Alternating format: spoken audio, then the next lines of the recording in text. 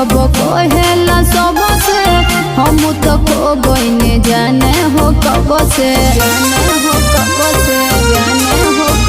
जाके मम्मी से बोली देवाज हो एमे कवनो ना बाटे लाज हो। तू तो लाखों में एक नंबर वन बा शादी वो करे से करे के मन बा एगो मियां जग के लइका पसंद बा शादी वो करे से करे के मन बा एगो मियां जग के लइका पसंद बा मियां जाति के लइका पसंद बा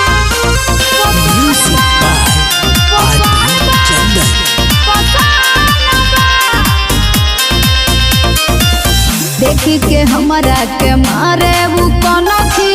भीतर से मन हमर जाला हो सनकी